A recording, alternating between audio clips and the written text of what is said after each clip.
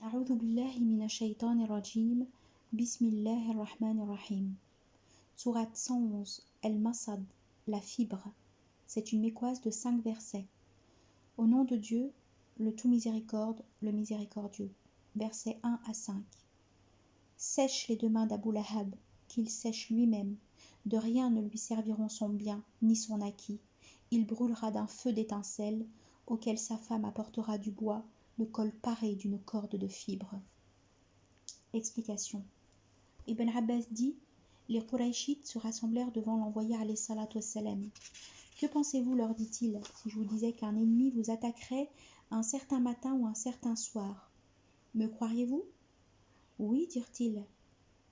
Alors dit-il, je suis pour vous un donneur d'alarme au sujet d'un châtiment terrible, qui est imminent.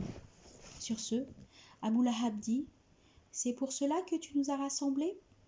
Puisses-tu périr? Alors Dieu fit descendre, sèche les mains d'Abou Lahab, qu'il sèche lui-même. De rien ne lui serviront son bien ni son acquis. Il brûlera d'un feu d'étincelle auquel sa femme apportera du bois, le col paré d'une corde de fibres. Ce Qurayshite appelé Abou Lahab est un oncle de l'envoyé alayhi salatu wassalam. Son nom est Abd al-Uzza bin Abd al-Muttalib. Il faisait trop de mal à l'envoyé alayhi salatu wassalam. Il avait de la haine, rabaissait l'envoyé alayhi salatu wassalam et sa religion. Le verset « Sèche les deux mains d'Abou Lahab, qu'il sèche lui-même » signifie « Ses mains ont perdu, son action s'est abîmée dans l'égarement, sa perte s'est réalisée ». Le verset « De rien ne lui serviront son bien ni son acquis » signifie « Son acquis, c'est sa progéniture ». Quand l'envoyé alayhi salatu wassalam appela son peuple à croire en Dieu, rapporte-t-on, Abou Lahab a dit « Si ce que dit mon neveu est vrai, au jour de la résurrection, je donne en rançon ma fortune et ma progéniture pour éviter le châtiment. » Alors Dieu fit descendre, de rien ne lui serviront son bien ni son acquis.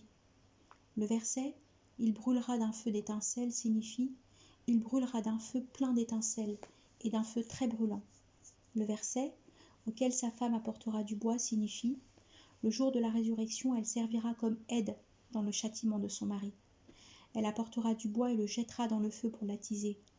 Elle était une noble des Quraysh, ayant pour nom Arwa, fille de Harb ben Umayya. Sœur d'Abu Sufyan, elle était un soutien pour son mari Abou Lahab dans sa dénégation et son entêtement. Le verset « Le col paré d'une corde de fibres » signifie « La corde de fibres sera de feu » selon Mujahid. Le verset « Auquel sa femme apportera du bois » signifie « Elle ne faisait que médire » selon Mujahid et Ikrima. Elle jetait les épines sur le chemin de l'envoyé, alayhi salatu wassalam, selon Ibn Abbas et Zahak. Saïd ben al-Musaïb dit, elle avait un collier splendide. Alors elle a dit, sûr que je le dépenserai contre Muhammad. C'est pourquoi Dieu lui mettra à la place une corde de fibres au col. Des savants disent, dans cette sourate il y a un miracle manifeste, une preuve claire sur la prophétie. Depuis la descente de « Il brûlera d'un feu d'étincelle » auquel sa femme apportera du bois, le col paré d'une corde de fibres, tous deux n'ont pas pu accéder à la croyance non plus que l'un d'entre eux. Fin de la sourate.